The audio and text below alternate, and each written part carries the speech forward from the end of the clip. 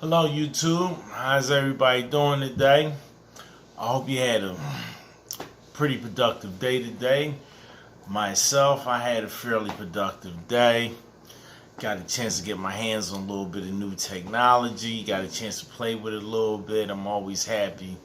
Always like learning. Sometimes we learn different ways, different angles. Not all the times you learn stuff from out of a book. Sometimes I might just like to sit outside and just study nature as it moves through the people. But today, my thoughts outside of that has been Egypt. Egypt. And I just was like just vibing today, like really hard on Egypt. I can remember some years back, I was going somewhere. I think I was going to go buy some clothes or something. And this older gentleman, this elder, he approached me, and I remember he had a fez on his head, and he was like, he approached me, and I gave him an ear for a minute, right? And he was basically like saying, like, you know, America is Egypt. Like, this is the actual location of Egypt, right? And I'm not gonna lie, at the time I was like, man, what the hell is you talking about, man? Egypt is in northern Africa. Like, everybody know that. So I was basically, I was listening to him. I wasn't disrespectful because I was always taught to respect my elders. So I took in the information, but of course it went in one ear and out the other. Now I find it funny. Like I was talking about in the other video, I was talking about how when you open up and you do certain things, like prime example, when you meditate, right? You expand your consciousness, and then you go inside. And my personal belief system is that when we look up at the sky at nighttime, we see the stars and all that. I believe the way for us to touch those places is by going inside. I believe each and every individual represent a portion of the universe. Hence your crown, the crown is your star. You are a star.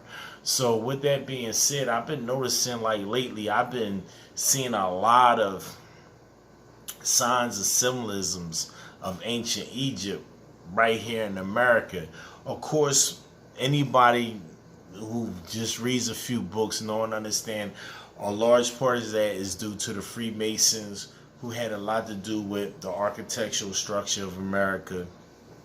That's why when you go to most civic buildings, public buildings, such as City Hall or libraries, you see a lot of the pillars and things of that nature, which was really, really big in ancient Greece, ancient Egypt. So we know and understand that, but I think that we take for granted how much of Egypt is really in this place. Like, I mean, from everything. And it's kind of like crazy because a lot of times when we watch documentaries or we watch stuff on ancient Egypt, a lot of the stuff seems really, really, really like far-fetched. Like, prime example, the Egyptians was like really heavy into magic, right? So of course in modern times with all of this technology and stuff, we like magic. That is like so primitive, right? But it's my personal belief system that it's the way we're taught about it that makes it inconceivable. Like if somebody was to break down that all magic is a form of psychology. You know what I'm saying? And it's like prime example, even we look at a modern magician who casts illusions on stage. So that's we associate that with magic. But what about a movie or a song? That's magic too, right? Because a lot of times it's cast an illusion. Like when you actually sit in the theater and watch this movie, and it's actually cast an illusion because, like, a lot of times those things don't exist in the physical realm. Like prime example, a zombie movie. You don't see zombies actually walking around tackling people, eating their flesh and things of that nature, though it might have some symbolic realities on different levels, but even that is still on a psychological realm. So I think if we understood and got more deeper, indulged more into the study of ancient Egypt, I think that a lot of things that's going on around us will be a lot clearer, and I think that you wouldn't really have conspiracy theories, because you'll be like, oh, okay, I know exactly what that is, right? Like, I was thinking about the movie Mummy. I don't know how many of y'all familiar. They came out with a few mummies. I believe the famous wrestler who turned actor, The Rock, he was in one called The Scorpio King. But I can remember, maybe it's the first one. Don't quote me on it, but the first Mummy joint, and the concept was about, I believe, an ancient Egyptian priest who, I think, slept with the pharaoh's wife or something of that nature, and his penalty was they cut his tongue off and they basically buried him alive, right? And I was saying to myself, like, suppose that was actually a reality.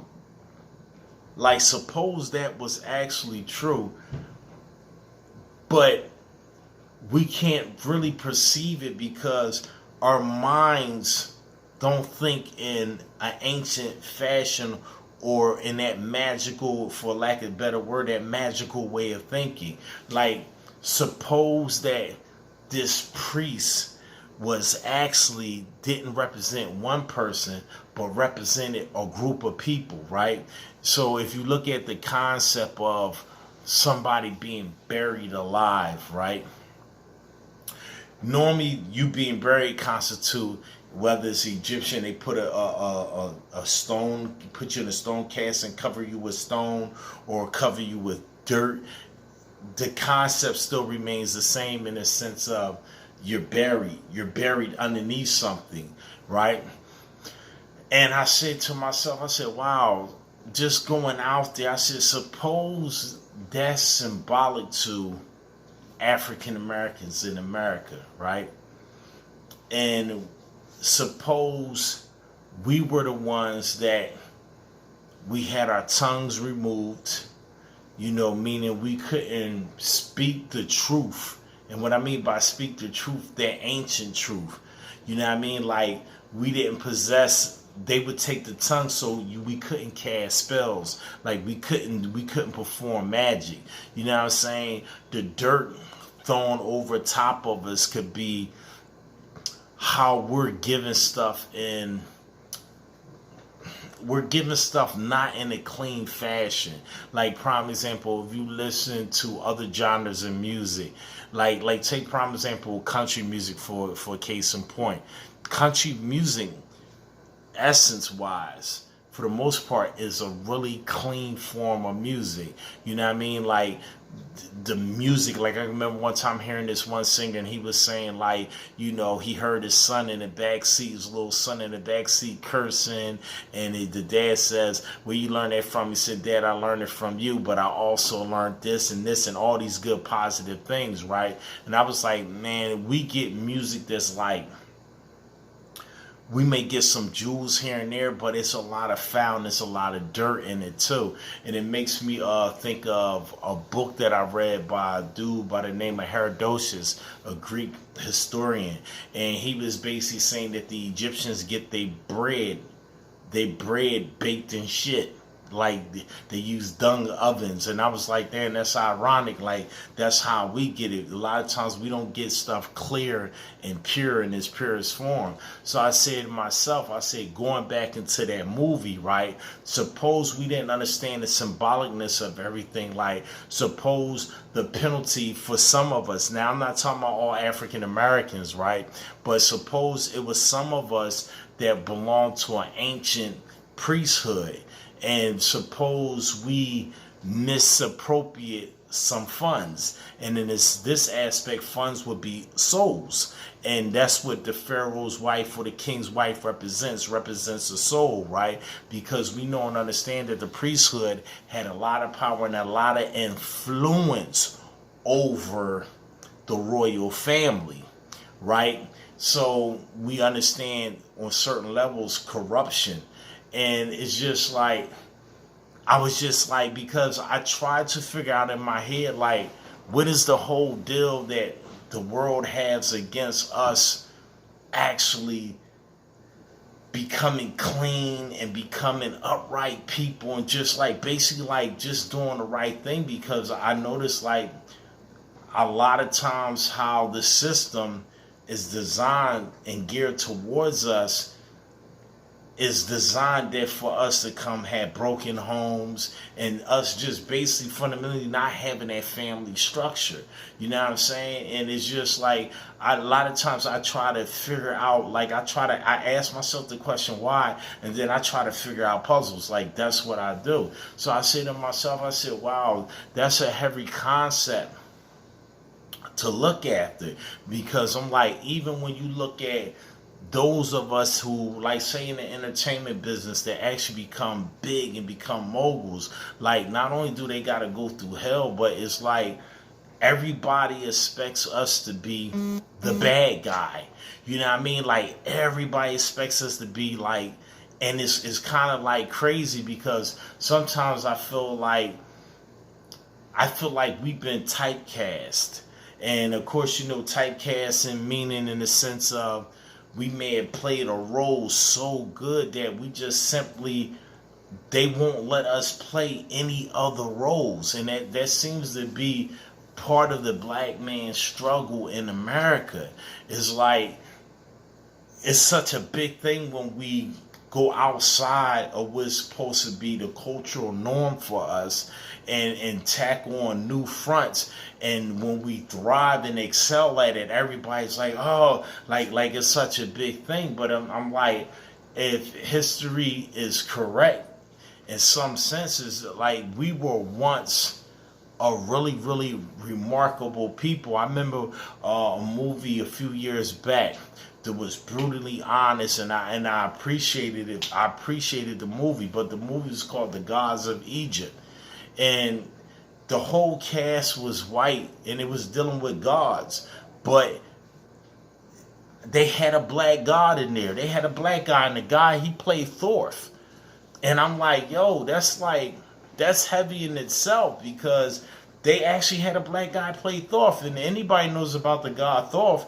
Thorf is like, he's the god like of science, medicine, music, astrology. Like this guy, like so heavy, and all of the branches that he was the god of and influence were like highly cerebrum, like highly intelligent crafts. So I'm saying, wow. And then I also know that the god Thorpe was represented by an ibis bird. And so it makes all the sense that a lot of people, and especially like in Arabian countries, who couldn't quite pronounce the Egyptian dialect but were familiar with it, they would pronounce the word ibis wrong and say iblis, hence the devil. You know what I'm saying? And it was like he was considered to some people as a devil. You know what I mean? Because of all of this knowledge and all this information, I guess in some aspects it was a little scary. You know what I'm saying? So I could see where some people would say that, right? But it just like, once again, it was like the movie was like brutally honest. And how ironic is they had the attire that the black guy who played the god Thor, he was dressed actually Islamic. He wore a robe, you know what I'm saying? And it was like, it was kind of like, it's real interesting. But I say that to say, like, I'm thinking as the more as a people we become evolved, like you can hear it, and now I'm starting to realize like the signs and symbolisms was around us the whole time. You know what I mean? Of who we were, the more we acknowledge and more we learn about Egypt, it's like we're being resurrected. It's almost as to the point like we were dead.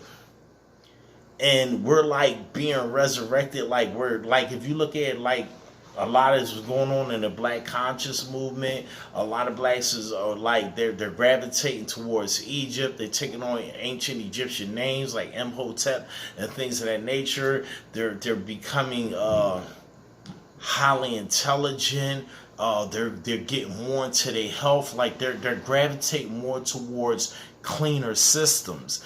And from my study, the ancient Egyptians, they were highly religious people, and they were extremely clean. They believed heavily in purification and dealing with water, things of that nature. Now, I think at the same time, I think that the whole world is Egypt. You know what I'm saying? Because Egypt has been through certain metamorphosis, and it has transcended cultures and everything. And I find it ironic because we say that God is omnipresent. And when you look at the Egyptian people, they had actually became that in the sense of they had went from being black to being brown to being actual white. So now if you were to pull Egypt together as a collective, it's like a rainbow of different colors and different people, and it's more so a mentality and it's a mindset. And I think a lot of people, they're not getting that. And I give you a prime example. I was walking down the street, and me and the individual was talking, and I think something came up about white people, right? And I said to myself, I said, I find it ironic, right, that right now the conscious movement is like really gravitating towards Egypt, and we just happen to be walking by this big pillar. And I was like, if you look at that right there, the signs and symbolisms right there is Egypt all day long. You know what I'm saying? They had an eagle. The eagle is Horus. Of course, in ancient Egypt, it's a falcon, but it's still the same concept. And it was just like, I was saying, wow, that's deep. And I don't think we realize how much Egypt is everywhere, all over the world. Like I gave you a prime example. If you take the mythology of the leprechaun, you know what I mean? Like the little short leprechaun with the high top hat. That's actually the Egyptian god Bes. You know what I mean? Which in Egypt, he was a little short, stout god. He was like almost like a midget god with a beard. But the high top represents that pillar that you see coming out of the ancient Egyptian statues when they be sitting, and you see the pillar shooting out of their head. That's that high top. And I'm thinking, wow, a lot of people are going to be, they're really going to be really, really messed up when they realize that everything is Egypt. Like in ways like Egypt exists in so many different ways, and it is blended so much in our culture, from even the resurrection. Like we know and understand that the Egyptians, they was heavily into coming back from the dead. And I'm like, damn, just suppose that's what's actually happened to us, of us becoming evolved, we becoming conscious, and we're waking up to our true beings. Like if you go in certain conscious settings, that's what they speak. A lot of people you hear, and they talk about the ancestors, the elders, and all of that. But the ancestors and the elders are inside here. They're inside here. The Elohim, they're all inside of here. It's the ancestors or the elders are that voice that you hear when you're in the alone and you're by yourself and you're in the dark room and you're breathing and you're concentrating on your breathing, and you close your eyes, and then those thoughts. And when you're able to separate all the scattering, and then you're able to tune into that one voice that talks to you, which is your voice, but it's actually your elders. It's the collective that talks through us. So, and like when you realize that, like prime example, the Egyptians were heavy meditators. They say when they opened up the casket of Tutankhamun, King Tut, Akhenaten's son, they said they found a whole bunch of lotus flowers. And we know and understand, especially when we study ancient Chinese history and ancient Indian history, the lotus flower is a sign of symbolism of meditation. And actually, it's a process that they call your very top crown, your crown chakra. They actually, they attribute to the golden lotus flower, or the opening up of the crown. You know what I mean? That's like when you see a European crown, and you see those. It looks almost like a castle. You see those like look like a bunch of pyramids going around. Well, if you were to flatten them out and lay them down, those are like the petals of the lotus flower. So it's definitely a correlation.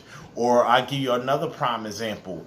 They a lot of times the Asians in Asian meditation, they call when you first try to collect your thoughts are helter-skelter. They move all around. Like when you're meditating, one thought would be like scratch your nose. Another thought would be like you'll be concentrating on this, and then another thought or something that happened earlier that day, and you're trying to just get to the point where you're in tune with your body and you're just breathing in and out. They call that monkey mind, right? But if you look at the old Egyptian crowns where they had the spiral come out, it looks like a monkey's tail. You know what I'm saying? On top of one of those temples of Ramsey, I believe it was, they had the 22 baboon monkeys over top. You know, so it's definitely something there and has to deal with the psyche. But I think that what we really need is we need new teachers, and we need people that's going to come together as a collective. Like, we need new ways of thinking. We need new think tanks, because it's so much separation. Is at the end of the day, it's going to wind up hurting us and hurting us as a whole. And this is I'm not preaching everybody get along and things of that nature, but I'm like, when it comes to knowledge, I believe that Egypt has been scattered around, and it's the jewels are everywhere. And I think like this is a time that we have to learn, and you have to learn from all tables. You know what I mean? You had to, like, now is not the time for petty disputes and stuff like that. Like, now is the time is just to take in information. I used to think, man, it would be a wonderful, wonderful thing if we could, in urban environments, you know, like how they have after school programs for the kids. I'm like, we need to get together collectively, and we need to put pressure on our stars, that those that have the money, which is what the money that we gave them, you know what I'm saying, that we invested in their careers, and that we bought their music and we supported their art, and it's coming upon them to give back. I think that we should just start opening up centers in the worst neighborhoods, right, where the children could go to, right? But not like in the past where they had rec centers where the kids could go and play basketball and things of that nature. We need centers that are state of the art, where children can go and they, like, say in one, like, you got hundreds of computers. You know what I mean? You got a vast library. And you got places and you got halls where children can come, and they got instructors to teach them how to meditate. Like, we need to revolutionize how we're dealing with things, and we need to start teaching the children of all colors. We need to give them a panoramic view of knowledge. Like, we need to restructure if we're going to survive and make it and see the future. We're going to have to reprogram the youth. And we're going to have them thinking a certain way. Like, we're going to have them to the point, how can I say this? Like, we're going to have to teach them everything. And when you look at it, it's like, that's really what it's about. Like, when you study the rich, there are certain books that the rich read that the knowledge is in these books automatically puts everything together. I give you a prime example. One of them is the Philosophical Encyclopedia. You know what I'm saying? A good set will probably cost you up to $1,000, maybe even more. I had seen some sets that was like $4,000 or $5,000. You know what I'm saying? And it's just like they have older versions that you could get as a download audio book, or the Philosophical Encyclopedia. When I ran through one, it blew my mind. You know what I mean? Years ago, they had one on the free public domain that was like probably good, like 9 to 10 volumes. But it's like the information, and it makes everything so clear. And a lot of things that's in those books, you be like, oh, like, because it just consolidates all the information. And I really think that that's what it's going to take and need to make a better world. Like, people are going to have to be like, we just going to have to restructure the school system and everything. If the government doesn't want to adhere to it, then it's incumbent upon us that we have to do it.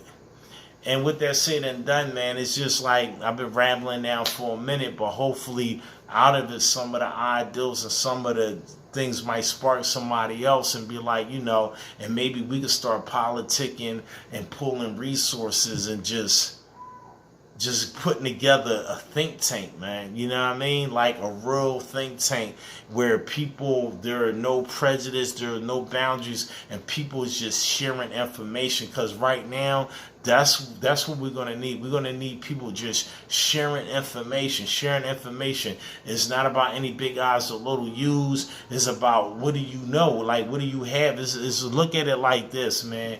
It's like we trying to create a big banquet. And everybody bring a dish. And even if we're poor, if everybody bring a dish, that's going to be a hell of a banquet. And with that said and done, man, I hope you have a good night. Or depending on where you at on the world, you know what I mean? If it's daytime, I hope you have a good day. And with that, I'm going to go ahead and salute out.